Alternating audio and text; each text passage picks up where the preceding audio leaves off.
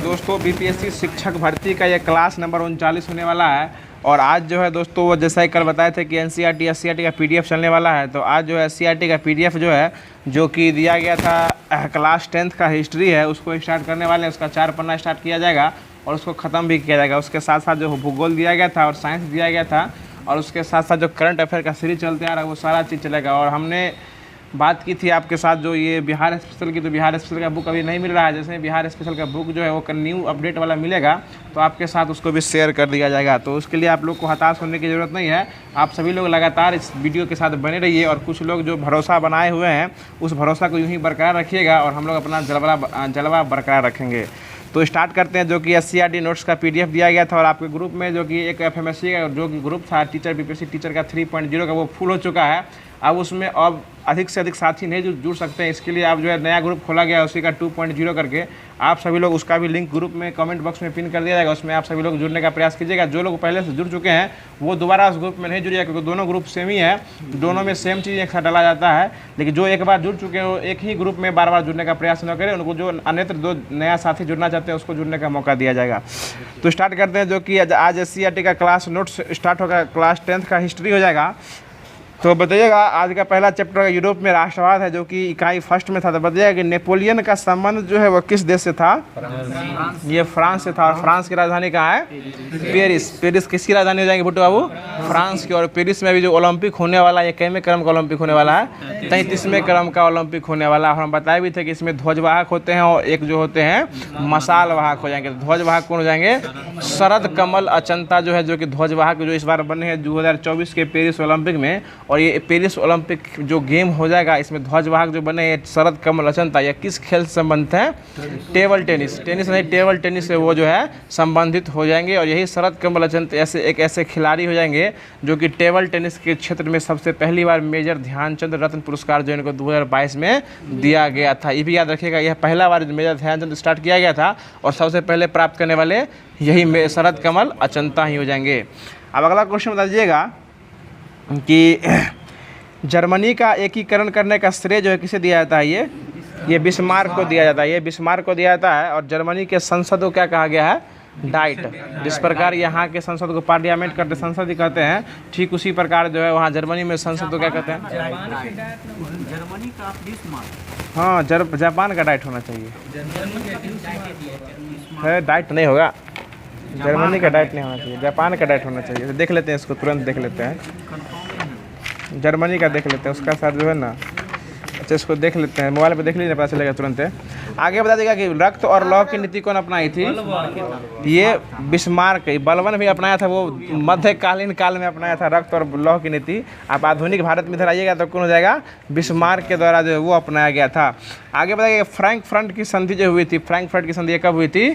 1871 में हुई थी। या जर्मनी फ्रांस और पर्सा के बीच में जो है फ्रैंकफर्ट की संधि जो हुई थी। देखिए एससीईआरटी का नोट्स है, जापान का डाइट होगा, इसमें इतना अशुद्धि दिए हुए हैं। जापान का गुड स्टार है, जर्मनी का गुड स्टार है। जर्मनी के संसद को गुड स्टॉल कहा जाता है, इसमें उल्टा दिए हुए हैं। आगे इसमें डाइट दिए हुए जर्मनी का, जापान का। तब आगे अगला क्वेश्चन आएगा कि फ्रैंकफर्ट की संधि किस किस राज्य के बीच हुई थी? ये मतलब किस किस देश के बीच हुई थी? वो पर्सा और फ्रांस। पर्सा और फ्रांस के बीच जो है फ्रैंकफर्ट की संधि हुई थी। और कब हुई थी? ये 1871 में हुई थी, फ्रैंकफर्ट की संधि हुई थी। आगे बता देगा क्वेश्चन आएगा कि मेजनी का संबंध किस देश से था? वो मेजनी इटली से हो जाएंगे। अगला क्वेश्चन आएगा बिस्मार्क का संबंध किससे हो जाएगा? ये जर्मनी से हो जाएंगे। बिस्मार्क जो है वो जर्मनी से हो जाएंगे। बताइए वियना सम्मेलन कब हुआ था? वियना 1815 में हुआ था। और ऑस्ट्रिया की राजधानी कहाँ है? वियना ही हो जाएगी। आगे बताया कि मेटरनिक का पतन जो है वो कब हुआ था? 1848 में हुआ था। आगे बताया यूनान को स्वतंत्रता कब प्राप्ति हुई थी? यूनान को ये 1832 में हुआ, इसको स्वतंत्रता प्राप्त हुई थी। और पोलैंड में आंदोलन जो हुआ था 1863 में हुआ था। ये फर्स्ट चैप्टर थोड़ा उल्टा पुल्टा दिए हुए इसमें। आगे अगला चैप्टर 2 हो जाएगा, समाजवाद और साम्यवाद है। तो बता दीजिए कॉल मार्क्स जो थे, कॉल मार्क्स का जन्म कब हुआ था? ये 1818 में हुआ था, जर्मनी के राइन प्रांत में हुआ था। और कॉल मार्क्स किस परिवार से संबंधित है, मतलब किस धर्म से संबंधित?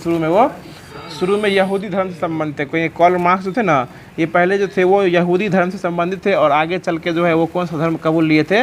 ईसाई धर्म। आगे से कौन सा धर्म कबूल लिए थे? ईसाई धर्म कबूल लिए थे, ठीक है ना भुट्टो बाबू। और ये भी ईसाई धर्म आगे जाकर कबूल ली थी पंडित रमाबाई भी। आगे बताया क्वेश्चन है कि कार्ल मार्क्स के पिता का नाम क्या हो जाएगा? Heinrich Marx. मार्क्स टाइटल था, कार्ल मार्क्स के पिता का नाम हेनरिक मार्क्स हो जाएगा। और ये पेशे से क्या थे? वकील थे। पेशे से क्या थे? वकील हो जाएंगे। आगे बता दीजिएगा क्वेश्चन है कि किसके हीगल के विचारधारों से कौन प्रभावित था? वो कार्ल मार्क्स के विचारों से कौन प्रभावित था? हीगल जो है कार्ल मार्क्स के विचारों से प्रभावित था। और बचपन में जो वो विवाह कर लिए थे कार्ल मार्क्स अपने मित्र से, उस मित्र का नाम क्या था? जेनी। जेनी से जो कार्ल मार्क्स बचपन में ही जो है बचपन के मित्र से वो जो है विवाह कर लिए थे। बताइएगा दास कैपिटल के लेखक कौन हो जाएंगे? कार्ल मार्क्स लिखे थे। और इसको जो है ना किसका बाइबल कहा गया है? समाजवाद का बाइबल। यानी समाजवाद और साम्यवाद चैप्टर का ही नाम है, तो समाजवाद का बाइबल किस पुस्तक को कहा गया है? दास कैपिटल को कहा गया। और लिखने वाले कौन हो जाएंगे? Karl Marx. और ये कब लिखे थे? 1867 में ही लिखे थे, जिस समय जो प्रार्थना समाज की स्थापना किया गया था। आगे बता दीजिए कि बोल्शेविक क्रांति किससे संबंधित है? रूस से संबंधित है। और ये बोल्शेविक क्रांति कब हुई थी? 1917 में हुई थी। यानी रूसी क्रांति को बोल्शेविक क्रांति भी कहा था। और ये कब हुआ था? 1917 को हुआ था। आगे बताइएगा क्वेश्चन हो जाएगा कि इसी में जो है ना,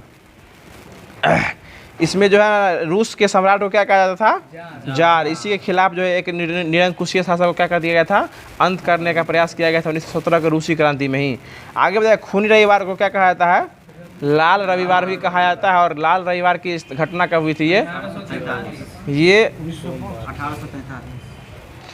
1843 में हुआ था। खूनी रविवार की घटना जो 1843 में हुआ था। 1905 आर दिए हुए हैं, ठीक है। हेलेन ब्रो के काल में हुआ था। इसमें उल्टा पुल्टा दिए बहुत। आगे बता दीजिएगा क्वेश्चन हो जाएगा, बताइएगा रूस में जो है ना कृषक दास प्रथा का अंत कब हुआ था? ये 1861 में हुआ था। बताइए कार्ल मार्क्स का जन्म किस देश में हुआ था? ये कार्ल मार्क्स का जन्म जो हुआ था ये जर्मनी में हुआ था। और रूस में जार का मतलब क्या होता है? रूस का सम्राट। जार मतलब राजा होता है, रूस का सम्राट हो जाएगा। बताइए कि वार एंड पीस जो है इसकी रचना कौन किए थे? Leo Tolstoy. लियो टॉल्स्टॉय से प्रभावित कौन हुए थे? महात्मा गांधी। महात्मा गांधी लियो टॉल्स्टॉय से क्या हुए थे? प्रभावित हुए थे। और टॉल्स्टॉय फॉर्म की भी स्थापना की थी 1910 में किए थे। अगला क्वेश्चन बताइएगा। अगला क्वेश्चन हो जाएगा कि जो लोग मतलब खूनी रविवार को जो घटना हुआ था उस दिन जो हुआ था, लोग क्या दो का नारा लगा रहे थे और रोड पे इकट्ठा हुए थे? वो रोटी दो का नारा लगा के जो है ना वो रविवार के लोग इकट्ठा हुए थे। और वहाँ के राजा द्वारा निरंकुश लोगों पर जो है वो गोली चला दिया गया था। आगे बताइएगा क्वेश्चन हो जाएगा, जो रूस की महान क्रांति को जो है ना किस और क्रांति के नाम जानते हैं? बोल्शेविक क्रांति के नाम से भी जाना जाता है। आगे बता दीजिएगा कि आंतरिक विद्रोह को दबाने के लिए जो है ना चेका नामक गुप्त पुलिस का संगठन जो है वो कौन बनवाया था? ये लेनिन बनवाया था। चेका नाम का जो गुप्त संगठन है वो लेनिन बनवाया था। और गुप्त साम्राज्य में जो है ना ये पुलिस विभाग को क्या कहा जाता था? चाट और बाट। चाट बाट कहा जाता था। गुप्त साम्राज्य में जो है ना पुलिस विभाग को चाट बाट कहा जाता था। ये 1 to 5 के लिए तो बहुत इंपॉर्टेंट होने वाला है। आगे बता दीजिएगा क्वेश्चन हो जाएगा कि लेनिन ने बोल्शेविक दल का नाम बदलकर जो है ना साम्यवादी दल बना दिया था। तो इसमें इस जो है लाल झंडा के ऊपर किसका चिन्ह लगा दिया था? ये हथौड़ा और राष्ट्रीय डंडा का जो है झंडा का प्रतीक दिया था। उसमें हथौड़ा का संकेत जो है वो ऐड कर दिया था। आगे बता दीजिएगा कि लेनिन की मृत्यु कब हो गई थी? 1924 में जो है लेनिन की मृत्यु हो गई थी। आगे बता दीजिएगा क्वेश्चन हो जाएगा कि साम्यवादी शासन का पहला प्रयोग जो है किस देश में किया गया था? रूस में किया गया था सबसे पहला प्रयोग साम्यवादी का। बताइएगा वार एंड पीस किसकी रचना है? लियो टॉल्स्टॉय की हो जाएगी। बताइएगा बोल्शेविक क्रांति कब हुई थी? 1917 में। बोल्शेविक बोलिए रूसी क्रांति बोलिए, दोनों एक ही हो जाएगा। और ये कब हुई थी? 1917 में हुई थी। बताइए लाल सेना का गठन कौन किए थे?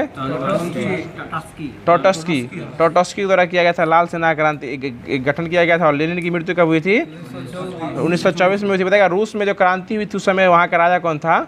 जार निकोलस द्वितीय। जार वहाँ के शासक का नाम हो जाएगा। और निकोलस द्वितीय जो वो राजा का नाम हो जाएगा। मैंने रूस जिस समय क्रांति हुई थी 1917 में, उस समय वहाँ के राजा कौन थे? निकोलस। जार तो वहाँ का राजा को जार कहा जाता था। निकोलस द्वितीय हो जाएंगे। आगे बता दीजिएगा कि चेका जो है एक प्रकार का क्या था? किसका संगठन था? पुलिस का। गुप्त पुलिस संगठन हो जाएगा। और गुप्त काल में पुलिस संगठन को क्या कहते थे? चाट बाट कहा जाता था उसको। आगे बता दीजिएगा अगला क्वेश्चन हो जाएगा, जो स्टालिन की मृत्यु कब हुई थी? ये 1953 में हुई थी। ये विश्व इतिहास का ऐसा बहुत इंपॉर्टेंट डेट सब है, इसको याद रखिए। 1953 में। आपका तो इतिहास है ना, एगो एक साइड इतिहास एक साइड क्या है? नहीं, वही हिस्ट्री है, ज्योग्राफी। वही हिस्ट्री है, जोग्राफी है कि ज्योग्राफी नहीं, हिस्ट्री, इकोनॉमिक्स, पॉलिटी। तब आगे बता दीजिएगा। अब चैप्टर 3 स्टार्ट होने वाला है। बताइएगा अगला क्वेश्चन है कि हिंद चीन में कौन कौन क्षेत्र आते थे? ये वियतनाम, लाओस और कंबोडिया। ये सब चैप्टर 10 का, ये क्लास 10th का है, पढ़ने वाला है। वियतनाम, लाओस और कंबोडिया हिंद चीन में आते थे। बताएगा कंबोडिया में एक मंदिर, उसका नाम क्या है? अंकोर वाट का मंदिर। कहाँ स्थित है वो? कंबोडिया में ही स्थित है। और इसका निर्माण कौन किए थे? ये सूर्यवर्मन द्वितीय, राज सूर्यवर्मन द्वितीय। इसको जो है ना, ये 12वीं शताब्दी में सूर्यवर्मन द्वितीय जो है ये बनवाए थे, ये अंकोर वाट का मंदिर। और किस वंश से थे ये? खैमर वंश से थे, भी याद रखिएगा। आगे बता देगा क्वेश्चन है कि हिंद चीन पहुंचने वाले प्रथम व्यापारी कौन थे? हिंद चीन पहुंचने वाले प्रथम व्यापारी जो ये फ्रांसीसी थे। और इसे भारत में आने वाले प्रथम व्यापारी कौन देंगे? पुर्तगाली आए थे, सबसे पहले आए थे और सबसे लास्ट में गए थे। आगे बता दीजिएगा क्वेश्चन हो जाएगा कि the history of the loss of Vietnam के लेखक कौन है? ये फॉन वॉय चाओ, फॉन वॉय चाओ जो इसके लेखक हो जाएंगे। आगे बता दीजिएगा क्वेश्चन हो जाएगा कि आर्म्स एक्ट जो आया था, जिसमें शस्त्र रखना गैर कानूनी किया गया था, ये आर्म्स एक्ट कब आया था? ये विश्व इतिहास में बताएगा आर्म्स एक्ट कब आया था। ये 1879 में आया था, जिसमें भारतीयों के लिए अस्त्र शस्त्र रखना जो था वो वर्जित था। उसी के लिए आर्म्स एक्ट आया था। कब आया था? 1879 में आर्म्स एक्ट लाया गया था। और इलवर्ट बिल विवाद था, ये कब आया था? है रिप्पन के कारण में, इलवर्ट बिल, रिप्पन के कारण में इलवर्ट बिल विवाद जो है ना, ये आया था 1883 में। तो रिप्पन के काल में ही आया था। ये 83 नहीं, 1881 होना चाहिए। इलवर्ट बिल विवाद जो है ना, 1 साल पहले आया था इलवर्ट बिल विवाद। सर्च किए तो नहीं, वो तो वार्नाकुलर प्रेस एक्ट लिप्टन लाया था 1878 में। रिपन उसको 1882 में बंद कर दिया था। इलवर्ट बिल विवाद जो है ना, ये रिपन के काल में आया था, ठीक है ना। और इसमें जो है ना, यूरोपीय व्यक्ति जो है, इसमें यूरोपीय व्यक्ति मुकदमाओं की सुनवाई जो सिर्फ करते थे, इसमें अंग्रेज ही इसमें जो है हमेशा जज बना करते थे। आगे बता दीजिए कर्जन क्या कहते हैं, विश्वविद्यालय के आयोग किसके काल में आया था? ये लॉर्ड कर्जन के काल में आया था। 1883 है। इलवर्ट बिल विवाद 1883 में आया था। आगे बता दीजिए कि कर्जन जो आया था विश्वविद्यालय आयोग कब आया था? ये 1902 में। 1902 में कर्जन के द्वारा विश्वविद्यालय आयोग लाया गया था। बताइए बंगाल विभाजन को कब रद्द किया गया था? 1911 में। और बंगाल विभाजन कब किया गया था? 1905 में किया गया था। आगे बता दीजिएगा क्वेश्चन हो जाएगा कि पवना आंदोलन कब हुआ था स्टार्ट? 1940 में स्टार्ट हुआ था। आगे बता दीजिएगा क्वेश्चन है कि ICS के परीक्षा पास होने वाले प्रथम अधिकारी कौन बने थे? ये सुरेंद्र नाथ बनर्जी बने थे। सुरेंद्र नाथ बनर्जी बने थे। आगे बता दीजिएगा क्वेश्चन हो जाएगा, क्या हुआ? अगला क्वेश्चन बता दीजिएगा कि सुन लीजिए कि क्वेश्चन हो जाएगा कि इस प्रतियोगिता में जो है ना भाग लेने इसमें जो है ना भाग लेने वाले उम्मीदवार हो सकते थे, लेकिन इसमें सेवाओं में भारतीयों को चुनाव जो ये कठिन होता था उस समय प्रतियोगिता में पास करने वाले के लिए। अगला क्वेश्चन बता दिया कि होम रूल की स्थापना कब किया गया था? 1916 में किया गया था। इसमें 15 से 17 सेशन दिए हुए हैं। और यह होम रूल स्टार्ट करने वाले कौन थे? ये एनी बेसेंट और बाल गंगाधर तिलक हो जाएंगे, ठीक है। बताएगा बाल गंगाधर तिलक जो है यह एनी बेसेंट होम रूल की स्थापना कहाँ किए थे? ये पुणे में किए थे। और मद्रास के अड्यार में कौन किए थे? ये एनी बेसेंट के द्वारा किया गया था। आगे बता दीजिएगा क्वेश्चन हो जाएगा कि लाला हरदयाल के द्वारा जो है गदर पार्टी की स्थापना कब किया गया था? 1913 में किया गया था। और इसी का प्रथम चैप्टर क्या रखा गया था अखबार का? अंग्रेजी राज का काला चिट्ठा रखा गया था। बताइएगा कि किस एक्ट को जो है ना बिना अपील दलील का कहा गया था? ये रॉलेक्ट एक्ट को कहा गया था। कब आया था? ये 1919 में आया था, ठीक है ना। कब आया था? 19 मार्च 1919 को जो है रॉलेक्ट एक्ट आया था। और 13 अप्रैल को जो है ये क्या किया गया था? जलियांवाला बाग हत्याकांड हुआ था। इतना दिन याद कीजिएगा, भुट्टो को तो डेट करवाइएगा तो फिर जुलम है। कन्फ्यूज कैसे? मार्च पहले तब ना अप्रैल आता है, पहले कतम न खाओ। बताइएगा क्वेश्चन है कि जेल में बंद करने के कारण जो है किसको बंद कर दिया गया, जिसके कारण जलियांवाला बाग हत्याकांड हुआ था? सैफुद्दीन किचलू और डॉक्टर सत्यपाल को बंद कर दिया गया था। बताइएगा क्वेश्चन है कि इस हत्याकांड के बाद जो है कि नाइटहुड की उपाधि कौन लौटा दिए थे? रविन्द्रनाथ टैगोर जो है वह वापस कर दिए थे। और कांग्रेस के पूर्व अध्यक्ष कौन थे जो क्या कहते थे एक वायसराय की कार्यकारिणी पद से इस्तीफा दे दिए थे। शंकर नायर जो इस्तीफा दे दिए थे। और गांधी जी कौन सी उपाधि लौटा दिए थे? कैसर ए हिंद की उपाधि जो वो वापस कर दिए थे। आगे बता दीजिएगा कि मॉन्टेस्क्यू चेम्सफोर्ड सुधार अधिनियम कब आया था? ये 1919 में 9 में मार्ले मिंटो था। मॉन्टेस्क्यू चेम्सफोर्ड जो 1919 में आया था। आगे पता चला क्वेश्चन हो जाएगा कि जनवरी 1915 में जो है दक्षिण अफ्रीका से महात्मा गांधी जी जो आए थे, तो ये आने के बाद किस आश्रम की स्थापना किए थे? साबरमती आश्रम की स्थापना किए थे। बताएगा चंपारण आंदोलन कब हुआ था? 1917 में। और खेड़ा सत्याग्रह 1918 में हुआ था। और अहमदाबाद श्रमिक आंदोलन ये भी 1918 में ही किया गया था। आगे पता चला क्वेश्चन हो जाएगा कि प्रथम विश्व युद्ध के बाद जो है तुर्की के हार के बाद जो है इसमें ऑटोमन साम्राज्य में विघटित हो गया था। इसके कारण पूरे भारत में कौन सा दिवस मनाया गया था? खिलाफत दिवस। बताया हुए थे खिलाफत दिवस जो है तुर्की के खलीफा से संबंधित था। और प्रथम विश्व में तुर्की की हार हो गई थी, 1919 में ख़त्म हो गया था। तो इसी में पूरे विश्व में क्या हुआ था? खिलाफत दिवस पूरे भारत में मनाया गया था। अगला क्वेश्चन बताएगा भारतीय मुसलमानों के द्वारा जो है ना खिलाफत दिवस कब स्टार्ट किया गया था? ये 1920 में स्टार्ट किया गया था। और इसको डेट की बात करें 17 अक्टूबर 1919 को मनाया गया था खिलाफत दिवस ये। और उसके मुसलमानों के द्वारा 1920 में इसको स्टार्ट किया गया था। आगे बता दिया क्वेश्चन हो जाएगा कि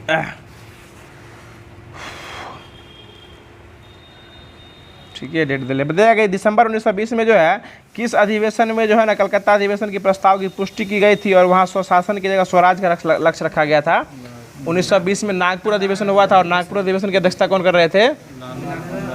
लाला लाजपत राय जो थे ना वो विशेष अधिवेशन की अध्यक्षता कर रहे थे। और VR राघवाचारी के द्वारा जो है ये किया गया था, इसकी अध्यक्षता किया गया था। अगला क्वेश्चन बताइए। अगला क्वेश्चन हो जाएगा कि असहयोग आंदोलन जो हुआ था इसमें जो है ना इसके मुख्य कारण थे कौन कौन आंदोलन हो जाएंगे? पहला हो जाएगा खिलाफत का मुद्दा। ये कब हुआ था? 1919 में। उसके बाद जलियांवाला बाग हत्याकांड हुआ था। और उसी के बाद हुआ था एगो रॉलेट एक्ट। यानी तीनों जो हुआ था 1919 में हुआ था। और इस तीनों को लेकर गांधी जी कौन सा आंदोलन स्टार्ट किए थे? असहयोग आंदोलन स्टार्ट किए थे। देखिए इसमें जो चीज़ दिए हुए हैं ना इस सब सारा चीज़ पहले आपको खत्म किया गया है। आगे बता दीजिएगा। अगला क्वेश्चन हो जाएगा कि चौरा चोरी हत्याकांड के कारण किस आंदोलन को वापस ले लिया गया था? असहयोग। और यह कब हुआ था चौरा चोरी?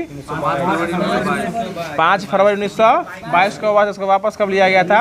12 फरवरी। उसको 11 या 12 लीजिए। 11 फरवरी या 12 फरवरी दोनों देता है। 11 या 12 फरवरी को हाँ 6 दिन बाद जो है वापस ले लिया गया था।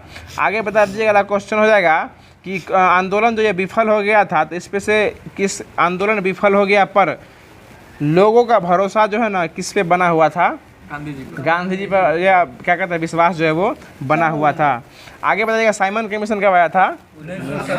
1927 में बना था और 28 में आया था। 3 फरवरी 1928 को आया था। ठीक है ना। आगे बता दीजिएगा। अगला क्वेश्चन हो जाएगा कि उसके बाद जब साइमन कमीशन का विरोध हुआ था किस लिए विरोध किया गया था? ये क्योंकि इसमें हाँ जितने भी सदस्य थे वो क्या थे? अंग्रेज थे, इसलिए इसको व्हाइट मैन कमीशन भी कहा गया। और इसमें टोटल सदस्य कितने थे? 7 गो ही सदस्य थे। और इसकी अध्यक्षता कौन कर रहे थे? सर जॉन साइमन कर रहे थे। बनाने वाले कौन हो जाएंगे? बर्कनहेड। कौन थे? बर्कनहेड थे। ठीक ना, बर्कनहेड हो जाएंगे। आगे बता दीजिएगा। क्वेश्चन हो जाएगा कि 3 फरवरी 1928 को जब मुंबई पहुंचा था साइमन कमीशन, यानी कहाँ पहुंचा था? 3 फरवरी को मुंबई पहुंचा था। उसको कौन सा झंडा दिखाया गया था? काला झंडा। यानी काला झंडा उसको दिखाया गया था। आगे बताइएगा। क्वेश्चन हो जाएगा जो पूर्ण स्वराज की मांग जो है कांग्रेस से किस अधिवेशन में किया गया था? लाहौर अधिवेशन। कब हुआ था? 1929 को लाहौर अधिवेशन हुआ था। उसमें पूर्ण स्वराज की मांग की गई थी। ये जवाहरलाल नेहरू हो जाएंगे और कौन हो जाएंगे? अगला क्वेश्चन है 31 अक्टूबर को किस नदी के तट पर जो है तिरंगा झंडा फहराया गया था? रावी नदी के तट पर फहराया गया था। आगे बताइएगा कि इस दिन क्या कहते हैं? इस दिन कहते हैं 26 जनवरी 1930 को जो है किस दिवस की घोषणा बनाया गया था? पूर्ण स्वाधीनता दिवस। इसमें दिले स्वतंत्रता दिवस। आगे बता दीजिएगा दांडी मार्च कब स्टार्ट हुआ था? 12 मार्च 1930 को स्टार्ट हुआ था और 6 अप्रैल 1930 को ये खत्म हो गया था। और उसी 6 अप्रैल को खत्म जब हुआ था तो कौन सा आंदोलन स्टार्ट किया गया था? सविनय अवज्ञा आंदोलन को जो है वो स्टार्ट किया गया था। अगला क्वेश्चन बता दीजिएगा कि गांधी जी को जो है गांधी और इरविन के बीच समझौता कब हुआ था? 5 मार्च या 4 मार्च दोनों देता है। 1931 को हुआ था। और गांधी जी जो है ना इसमें कितने सूत्री मांगों के साथ जो है 11 सूत्री गांधी जी मांगों के साथ जो है वहाँ गए थे। और साबरमती क्या कहते हैं सविनय अवज्ञा आंदोलन में कितने अनुयायी थे? 79 गो। 78 गो अनुयायी थे और एगो गांधी जी हो जाएंगे तो कितने हो जाएंगे? 79। दिन, और यह यात्रा कितना दिन तक चला था? 24 दिन, और 322 किलोमीटर हो जाएगा। मील की बात करेगा तो 241 या 240 देता है, 322। आज लगाया है 384। तो ये सब छोड़ दीजिए, समझे, ये सब इतना विवादित क्वेश्चन है ना, इसमें कुछ देता है कहीं कुछ और देता है। 322 किलोमीटर लूसेंट में दिए हुए हैं, ठीक ना? 378 किया है। तो नाप लीजिए ना, देखिए एक, सुनिए हल्ला नहीं कीजिए, एक मील में जो है ना 1600 मीटर होता है, और 241 या 240 मील SCRT में दिए हुए हैं, उससे आप गुना करके निकाल सकते हैं कितना किलोमीटर हो जाएगा। आगे बता दीजिए, क्वेश्चन हो जाएगा कि नमक सत्याग्रह का प्रसार जो है गांधी जी क्या किए थे? नमक कानून को तोड़े थे, और कब तोड़े थे? ये 6 अप्रैल 1930 को ही तोड़ दिए थे। आगे बताएगा, क्वेश्चन हो जाएगा कि मालाबार तट पे जो है ना केलपन से लेकर कालीकट तक जो है गांधी जी कौन सा यात्रा किए थे? यही नमक यात्रा किए थे। नमक से यात्रा नहीं किए, नमक यात्रा से कहा जाता है। आगे बताया, खुदाई खिदमतगार की स्थापना कौन किए थे? खान अब्दुल गफ्फार खां। इनको जो है हाँ, इनको सीमांत गांधी भी कहा गया है, ठीक है। और यह जो है किस आंदोलन के लिए जाने जाते हैं? लाल कुर्ती आंदोलन के लिए भी जाने जाते हैं। आगे बता दीजिएगा, क्वेश्चन हो जाएगा कि बिहार में जो है ना चौकीदारी का स्टार्ट हुआ था, पता है ना? बिहार के बेगूसराय में मना कर दिया था वहाँ किसानों के लोग। ये 1930 में ही सविनय अवज्ञा आंदोलन के काल में ही स्टार्ट हुआ था। तो बताइएगा, अगला क्वेश्चन हो जाएगा कि बिहार में जो है ना समुद्री तट नहीं था, इसके बदले में चौकीदारी कर के विरोध में आंदोलन हुआ था, और सिवान जिले में चौकीदारी कर का विरोध करने वाले जो थे ना वो गंगा प्रसाद राय थे। मतलब ये बिहार का क्वेश्चन हो जाएगा। बिहार से सिवान जिले से करने वाले कौन जाएंगे? गंगा प्रसाद राय थे। कौन आंदोलन में? चौकीदारी कर में, क्योंकि यहाँ जो है समुद्री तट एक भी बिहार में नहीं है। आगे बता दीजिएगा, क्वेश्चन हो जाएगा कि सविनय अवज्ञा आंदोलन के दौरान जो है ये छपरा जेल के कैदियों ने विदेशी वस्त्र पहनने से इनकार कर दिया था। इसके बाद कौन सा हड़ताल किया गया था? नंगा हड़ताल। वही नंगा हड़ताल इसको कहा जाता है। और यह जो है कहाँ के जेल के कैदी मना कर दिए थे? छपरा। और एगो हुआ था लोटा भी विद्रोह हुआ था। ये मुजफ्फरपुर के जेल में कौन सा विद्रोह हुआ था? लोटा विद्रोह। ये कब हुआ था? 1856। ये आप ही का सेट का क्वेश्चन है। 1800 पता नहीं लोटा क्या किया। 1856 में हुआ था। नंगा विद्रोह कब हुआ था? हाँ, मिट्टी वाला लोटा जो पहले देता था, ठीक है ना? सही बोले। आगे बता दीजिएगा, क्वेश्चन हो जाएगा कि विदेशी वस्तुओं के बहिष्कार में पटना जिलों में जो स्त्रियों ने बढ़ चढ़ के हिस्सा ली थी, जिसको आगे बढ़ाने का काम कौन सा, मतलब विदेशी में महिला हो जाएगी? ये विंध्यवासिनी देवी हो जाएंगी। विंध्यवासिनी देवी जो है इसको आगे चल के बढ़ाई थी। आगे बताइए, गया में जो है चौकीदारी करके विरोध में आंदोलन कौन महिला चलाई थी? गया में ये चंद्रावती देवी। चंद्रावती देवी कहाँ से स्टार्ट की थी चौकीदारी करने में? गया से। ये गया से स्टार्ट किए थे। आगे बताइए, गांधी और इरविन के समझौता का जो हुआ था ये 5 मार्च 1931 को, इसको किस और अन्य समझौता के नाम जानते हैं? इसको दिल्ली समझौता के नाम से भी जाना जाता है। आगे बता दीजिएगा, अगला क्वेश्चन हो जाएगा, इसके बाद जो है दिल्ली समझौता के बाद गांधी जी किस आंदोलन को रोक दिए थे? सविनय अवज्ञा आंदोलन। सविनय अवज्ञा आंदोलन क्या किए थे? रोक दिए थे। और गांधी जी रोकने के बाद कहाँ गए थे? दूसरा गोलमेज सम्मेलन में गए थे। वहाँ गांधी जी को हाँ SS राजपूताना से गए थे। और आए किसे थे? बेसिंटियाना से वापस आए थे। तो गांधी जी वहाँ गए थे, तो गांधी जी को फायदा हुआ या नुकसान हुआ? वहाँ गांधी जी को फायदा जो है वो नहीं हुआ था। आगे बताएगा, क्वेश्चन हो जाएगा जो इसके बाद जो है सविनय अवज्ञा आंदोलन का पूरी तरीके से वापस ले लिया गया था। 1934 में पूरी तरीके से वापस ले लिया गया था। आगे बता दीजिएगा, क्वेश्चन हो जाएगा कि सविनय अवज्ञा आंदोलन का मुख्य परिणाम जो था यह भारत में किस शासन अधिनियम को दिया जाता है? 1935। भारत शासन अधिनियम 1935 को दिया जाता है। बताएगा, चंपारण आंदोलन कब हुआ था? 1917 में। और यह किस मतलब कौन सी प्रणाली पर विकसित था? ये 3 कठिया प्रणाली। 3 कठिया प्रणाली 3/20 यानी 20 कट्ठा में 3 कट्ठा की नील की खेती करना क्या होती थी? अनिवार्य हो गई थी। और उसके लिए राजकुमार शुक्ल जो किससे मिलने गए थे? महात्मा गांधी से। और किस आंदोलन में गए थे मिलने के लिए? 1916 लखनऊ अधिवेशन में मिलने गए थे। और लखनऊ अधिवेशन की अध्यक्षता कौन कर रहे थे? अंबिका चरण मजूमदार। अंबिका चरण मजूमदार के द्वारा किया जा रहा था। आगे पता चलिए, क्वेश्चन हो जाएगा कि इसके बाद जो अवैध वसूली पर जो है कितना % किसानों को टैक्स लौटा दिया गया था? 25%। यानी 25% किसानों का टैक्स किया गया था, लौटा दिया गया था। बताइएगा, मोपला विद्रोह कब हुआ था? 1921 में केरल के मालाबार तट पे हुआ था। आगे बताइएगा, क्वेश्चन जाएगा, मोपला विद्रोह जो है ये किससे संबंधित है? किसान से या मजदूर से? ये जो है ना ये आपको किसान से ही संबंधित हो जाएगा। किसान का बड़ा विद्रोह था मोपला विद्रोह, ठीक है ना?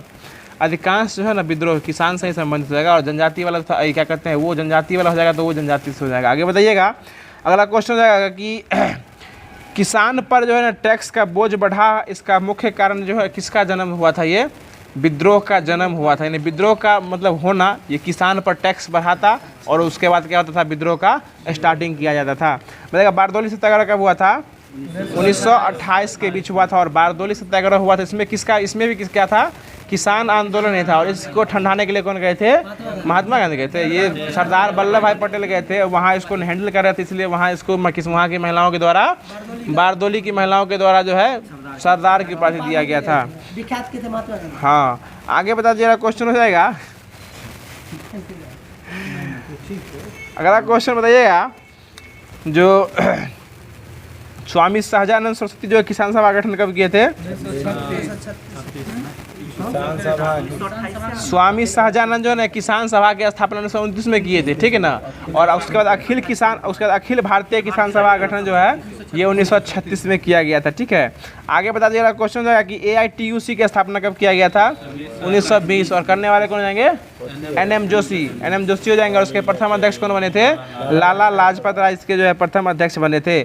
बताइएगा रंपा में जो विद्रोह हुआ था यह किसके कारण हुआ था, इसका नेतृत्व कौन कर रहे थे, जो कि जनजातीय विद्रोह था रंपा विद्रोह, इसका नेतृत्व कौन कर रहे थे, यही आपके तेलंगाना में हो रहा था, ये अल्लूरी सीताराम रानू के द्वारा किया जा रहा था। और खोंड विद्रोह कहाँ हुआ था, 1914 में हुआ था, ये उड़ीसा में हुआ था। और यह उत्तराधिकारी का विवाद के कारण जो हुआ था, खोंड विद्रोह हुआ था। तो ये SCERT का नोट्स जो दिया गया था पूरे क्लास 10th का, इसका 4 चैप्टर पूरे अच्छे तरीके से जो है वो करा दिया गया है।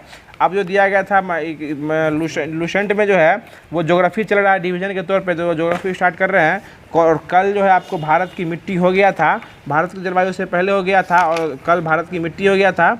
और आज जो है आपको भारत की कृषि देखने को मिलने वाला है।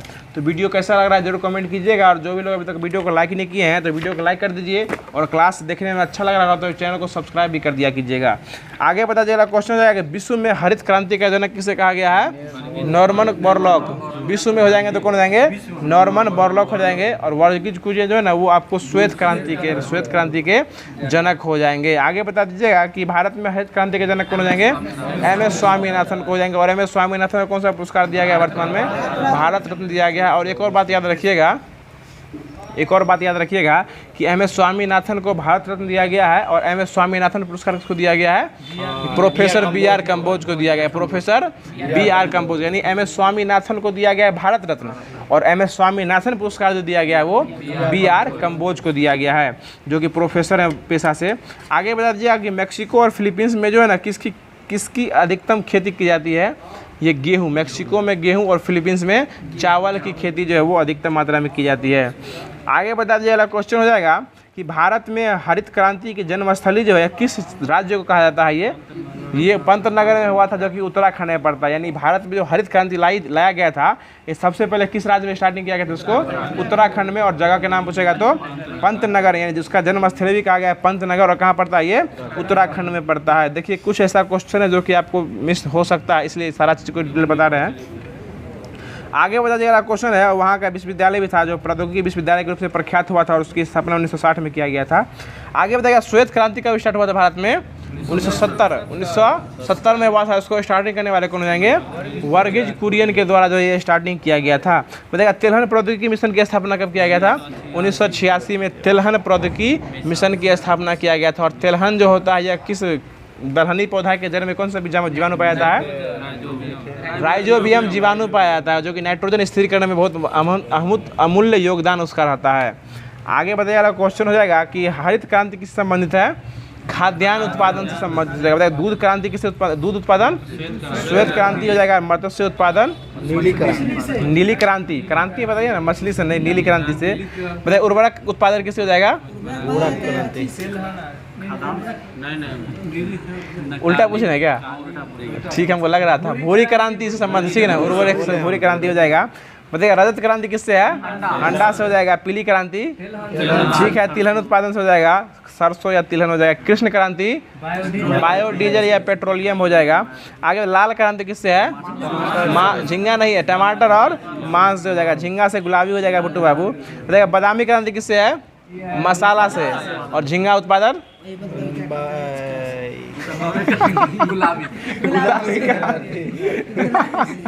गुलाबी क्रांति किससे है?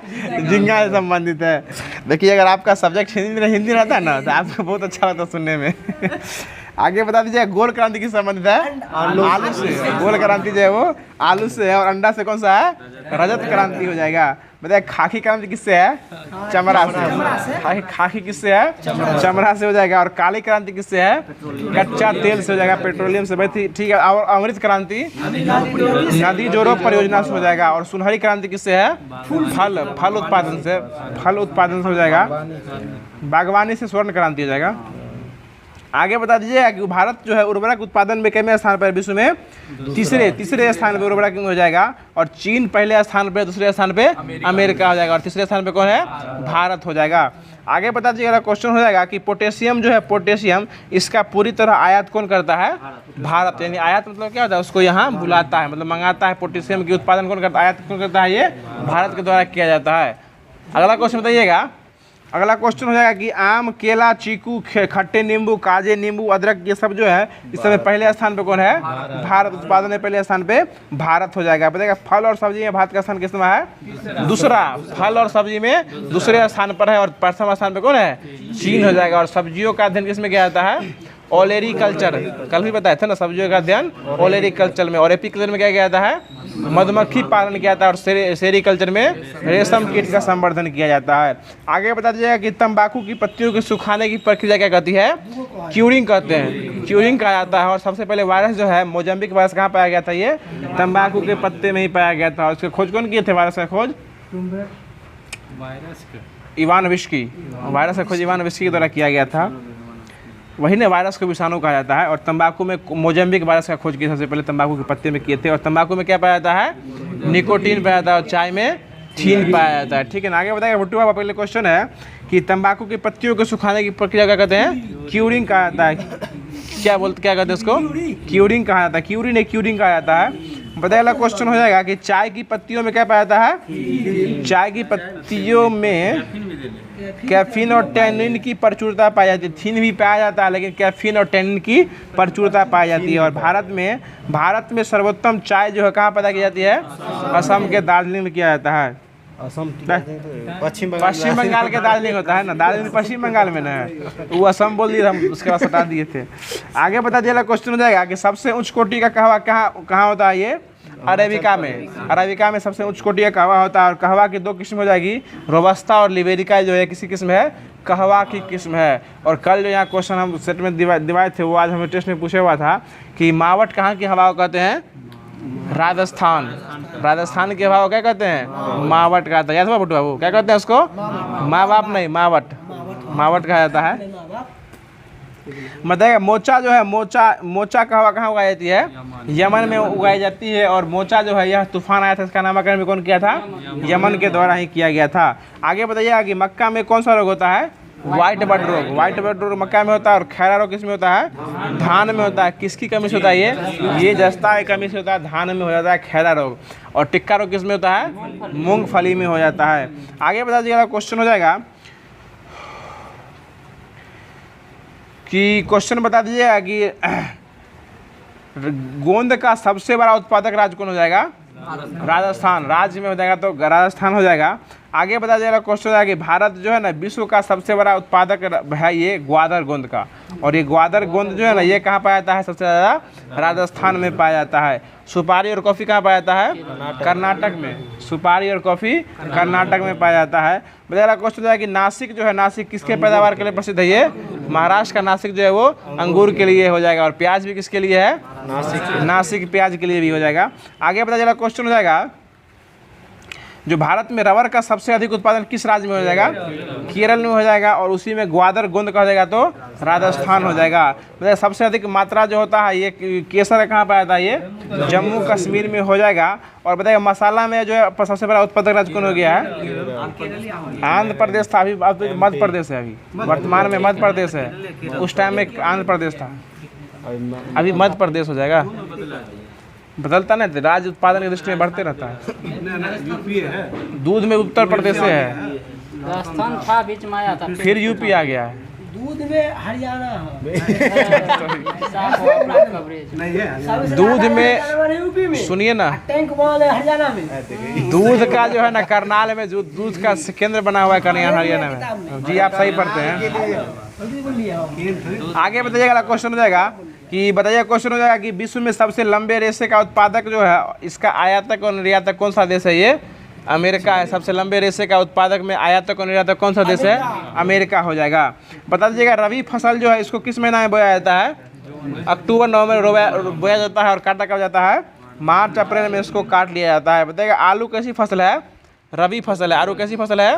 रबी फसल हो जाएगा। गेहूँ, चना और मटर उटर सब रबी हो जाएगा। बताइए खरीफ फसल जो है यह किस मंथ में रोपी जाती है? जून जुलाई में। ये कब रोपी जाती है? जून जुलाई में। टेक्नीशियन की बात कर रहे हैं ना, वो तो बढ़ना ही था। हम ये बात पहले वीडियो में बता के बोले थे तो कुछ लोग कमेंट कर रहे थे कि फेक न्यूज़ है, फेक न्यूज़ है। अब आज पुष्टि कर दिया गया। 1,38,000 रुपये दे रहा है। अरे जो घोषणा कर दिया ना वो देना ही है उसको। 10 लाख पूरा देते। हाँ 3 दिन पहले भी ना वीडियो बनाया था। भरे के उपाय नहीं है। सुनिए ना, आपका टेक्नीशियन नहीं ना है, होबो नहीं करेगा आपका। ठीक है, आप सुनिए यहाँ पहले। अगला क्वेश्चन बताइएगा। हाँ PDF है। बताइए अगला क्वेश्चन है कि गर्मा फसल किस महीने में रोपी जाती है? गर्मा यह मई जून में रोपी जाती है और जुलाई अगस्त में इसको क्या किया जाता है? काट लिया जाता है। आगे बताइए अगला क्वेश्चन है कि केंद्रीय चावल अनुसंधान संस्थान कहाँ स्थित है? कटक में हो जाएगा। कटक में। और कहाँ पड़ता है? कटक उड़ीसा में पड़ता है। और अंतर्राष्ट्रीय वाला कहाँ है? ये फिलीपींस। कहाँ पड़ता है? फिलीपींस की राजधानी मनीला में हो जाएगा। आगे बताइए क्वेश्चन है केंद्रीय आलू अनुसंधान संस्थान कहाँ है? ये शिमला में हो जाएगा। और भारतीय गन्ना अनुसंधान केंद्र कहाँ हो जाएगा? लखनऊ। और गन्ना प्रजनन कहाँ हो जाएगा? प्रजनन होगा तो कोयम्बटूर हो जाएगा। और गन्ना उत्पादन, गन्ना जो है ये अनुसंधान कहाँ हो जाएगा? लखनऊ हो जाएगा। रबर वाला कहाँ है? कोट्टायम केरल में हो जाएगा। बताइएगा तंबाकू अनुसंधान कहाँ है? ये राजमुंद्री। केरल राजमुंद्री कहाँ पड़ता है? ये आंध्र प्रदेश में पड़ जाता है। बताइए दलहन अनुसंधान संस्थान कहाँ है? ये कानपुर कहाँ पड़ता है? उत्तर प्रदेश में पड़ता है। बताइएगा क्वेश्चन तिलहन वाला कहाँ है? तिलहन हैदराबाद में हो जाएगा ये। और केंद्रीय कृषि मौसम विज्ञान केंद्र कहाँ है? ये पूना में स्थित है। पूना में। बताइएगा क्वेश्चन हो जाएगा रबर अनुसंधान संस्थान कहाँ है? कोट्टायम केरल में स्थित है। अगला क्वेश्चन बता दीजिएगा कि राष्ट्रीय चाय अनुसंधान संस्थान कहाँ स्थित है? ये जोरहाट में ये पड़ता है। ये असम में पड़ता है चाय वाला। ठीक है ना। तो ये होमवर्क के माध्यम से जो दिया गया था उसको भी ख़त्म कर दिया गया है। अब स्टार्ट कर रहे हैं। ये आपको स्टार्ट होने वाला है दृष्टि पब्लिकेशन का जो विज्ञान दिया गया था बायोलॉजी सेक्शन, उसको स्टार्ट कर रहे हैं। बहुत अच्छा क्वेश्चन इसमें भी बताने का प्रयास किया कीजिएगा। तो बताइए अगला क्वेश्चन हो जाएगा। सुनिए क्वेश्चन है जो रक्त के पूर्ण तरीके से शुद्धिकरण नहीं हो पाता है, जिसके कारण जो है त्वचा, नाखून, खून में जो है होठ आदि असामान्य रूप से जो नीला पड़ जाता है, इसको कौन सा रोग कहते हैं? इसको ब्लू बेबी रोग कहा जाता है। और यह ब्लू बेबी सिंड्रोम के कारण होता है। और यह ब्लू बेबी रोग किसमें होता है? ये बच्चों में, हमेशा बच्चों में हुआ करता है। आगे बता दीजिएगा क्वेश्चन हो जाएगा। इसमें जो है ना त्वचा, नाखून और होठ क्या होता है? नीला दिखाई पड़ने लगता है, इसलिए इसको जो है ब्लू बेबी रोग कहा जाता है। आगे बता दीजिएगा अगला क्वेश्चन हो जाएगा कि रुधिर में वाहिका कितने प्रकार की होती है? 3 प्रकार की हो जाएगी। पहली धमनी, सिरा और कोशिका हो जाएगी। धमनी, केशिका हो जाएगी। कोशिका नहीं, केशिका हो जाएगी। धमनी, सिरा और केशिका हो जाएगी। बताइए अगला क्वेश्चन हो जाएगा कि रुधिर को हृदय में विभिन्न अंगों में ले जाने का काम कौन करता है? ये धमनी, मैंने खून को जो है ना हृदय के विभिन्न अंगों में ले जाने का काम कौन करता है? धमनी किया करता है। आगे बता दीजिएगा अगला क्वेश्चन है कि फेफड़ों में जाने वाली फुफ्फुस धमनी को जो है यह कौन सा खून ले जाती है? ये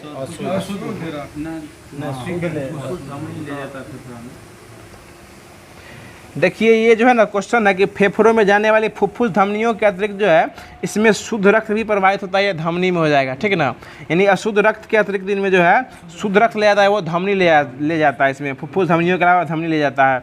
आगे बता दीजिएगा क्वेश्चन है कि मानव शरीर की सबसे बड़ी धमनी क्या कहते हैं? महाधमनी कहा जाता है। जो कि बाएं नीले से जो है ना शुद्ध रक्त को कहाँ पहुंचाती है, पूरे शरीर में पहुंचाती है। यानी बाएं रक्त से खून लेकर कहाँ पहुंचाती है, पूरे शरीर में पहुंचाती है।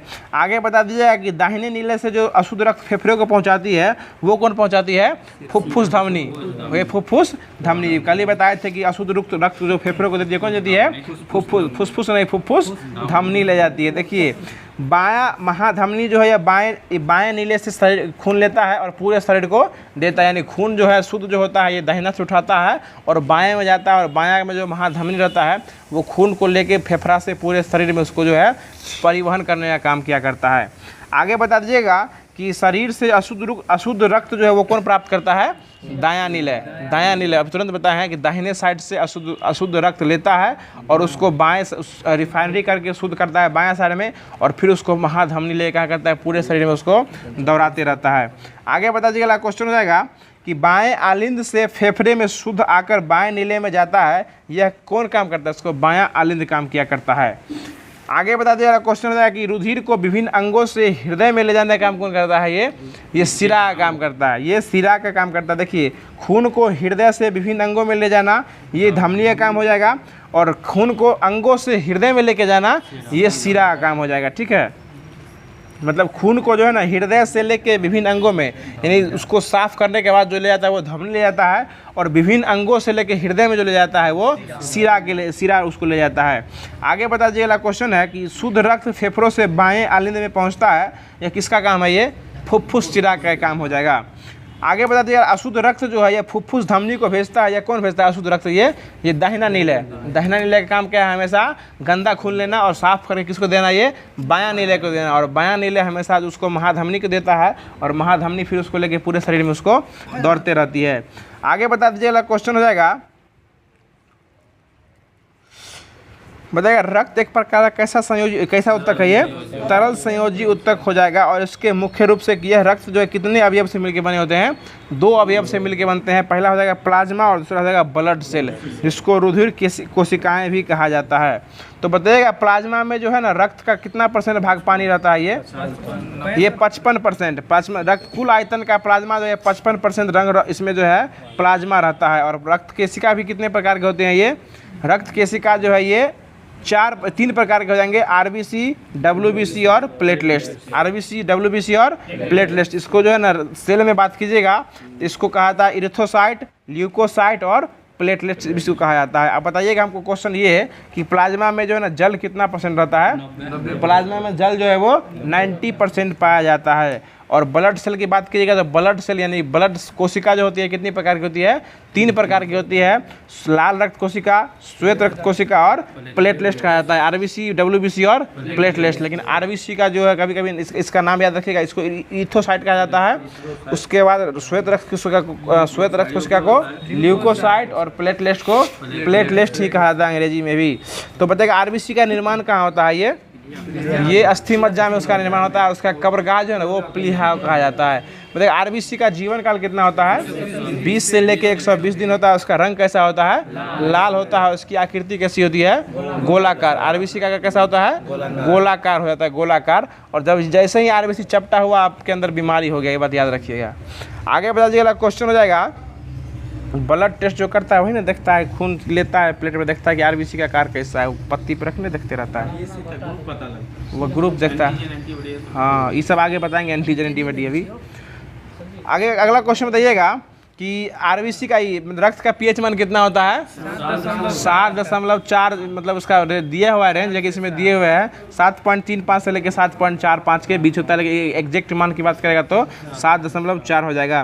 बताएगा डब्ल्यूबीसी जो होता है, डब्ल्यूबीसी इसमें जो है इसका जीवन काल कितना होता है, ये 1 से 4 दिन, 1 से 4 दिन डब्ल्यूबीसी का होता है। और रक्त बिंबाणु जो होता है उसका 3 से 5 दिन होता है। ठीक है, आगे बता दीजिएगा, क्वेश्चन हो जाएगा कि डब्ल्यूबीसी इसके 2 महत्वपूर्ण घटक हो जाएंगे। कौन कौन घटक है ये हो जाएगा, बी लिम्फोसाइट और टी लिम्फोसाइट हो जाएगा।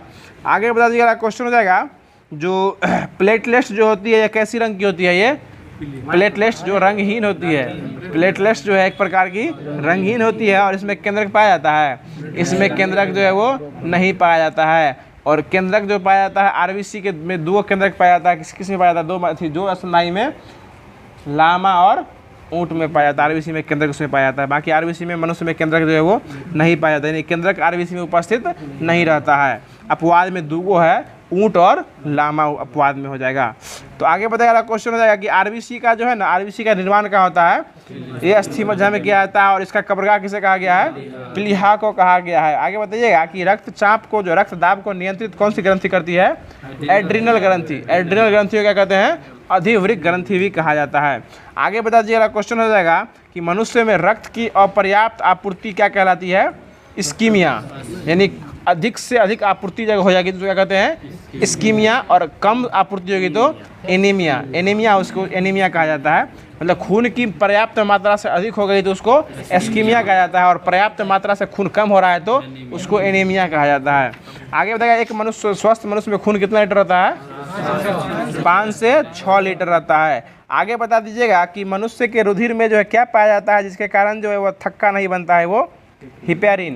हिपेरिन के कारण जो है, देखिए सुनिएगा, रुधिर में हिपेरिन या एंटीथ्रोम्बिन नामक प्रतिय संघनन पाए जाने के कारण जो है यह रक्त में उसको थक्का जो है वह बनने नहीं देता है। लेकिन जैसे ही वह हवा के संपर्क में आता है, जैसे कट फट जाता है, चट से ठंडा क्या थक्का बनता है, वो फाइब्रोनिजोन के कारण जो क्या होता है, थक्का बन जाता है। लेकिन ब्लड के अंदर हिपेरिन पाया जाता है जो कि ब्लड को शरीर के अंदर थक्का बनने नहीं देता है, और वही जब खून सांप काट लेता है तो हिपेरिन को मार देता है और क्या होता है, वो रक्त थक्का बनना शुरू हो जाता है। अब इसके बाद आगे जो था उसको कल करा दिया जाएगा। अब जो दिया गया था आगे होमवर्क में करंट अफेयर में, जो कि विभिन्न ऑपरेशन दिया गया था, उस ऑपरेशन को आज ऑपरेशन कर देंगे। और कुछ ऐसा ऑपरेशन है जो कि चर्चित ऑपरेशन है, और हमारे भुट्टू बाबू ऑपरेशन कराने में माहिर भी है, हाल ही में इनका ऑपरेशन भी हुआ है, और ऐसा चीज़ का ऑपरेशन हुआ है जो बोल नहीं सकते हैं। ऐसा ही ऑपरेशन करवाए हैं भुट्टू बाबू हमारे। बताइएगा जो ऑपरेशन शील्ड जो है ये किससे संबंधित है, ये इजराइल ने ईरानी हमलों को रोकने के लिए अपने ऑपरेशन का नाम दिया था, ऑपरेशन शील्ड दिया था। आगे बता दीजिएगा ईरान के जो राष्ट्रपति थे उनका हाल ही में निधन हो गया है, उनका नाम क्या था, इब्राहिम रईसी। इब्राहिम रईसी जो था उनका हाल ही में निधन हो गया है, और ये हमला करके निधन किए हैं, यानी इजराइल पे हमला कर दिए थे। और इसी को बचने के लिए जो ऑपरेशन इजराइल के द्वारा स्टार्ट किया गया था, ऑपरेशन शील्ड स्टार्ट किया गया था इजराइल के द्वारा। और इजराइल को सपोर्ट करता था, इजराइल जो है हमास का सपोर्ट करता था ईरान, इसलिए उस पर हमला किया था इजराइल पे।